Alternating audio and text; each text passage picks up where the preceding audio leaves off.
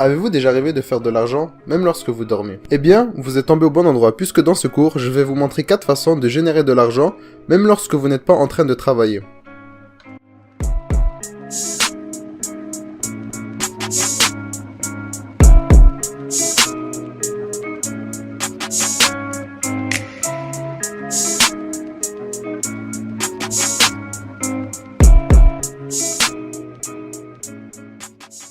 Quand je vous parle d'investissement, vous pensez sûrement à l'immobilier ou à la bourse. Pourtant, le monde de l'investissement est plus grand et beaucoup plus vaste que cela. Il existe essentiellement deux moyens d'investir.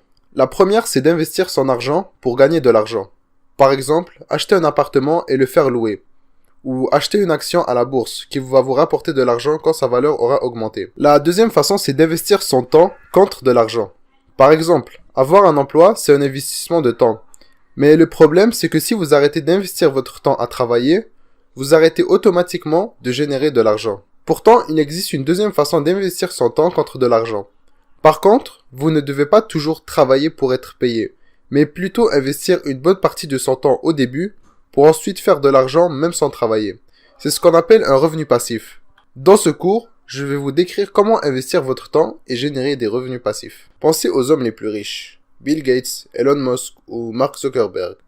Ils ne sont pas devenus milliardaires en travaillant comme employés tels qu'un médecin ou un ingénieur.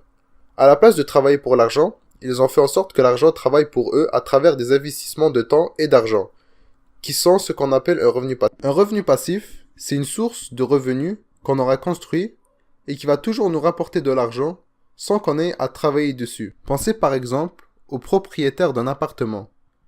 Les locataires de l'appartement lui donnent 1000 $ par mois. Ça peut être considéré comme une source de revenus passifs, puisque le propriétaire gagne de l'argent sans travailler.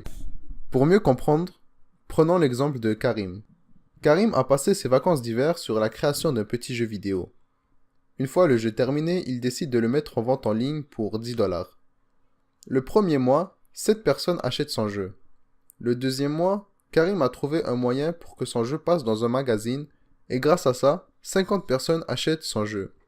Au fil des mois, de plus en plus de personnes achètent et Karim n'a plus vraiment besoin de travailler sur son jeu. Pourtant, l'argent continue, elle, de rentrer. Il n'a pas échangé son temps contre son argent, comme la plupart d'entre nous.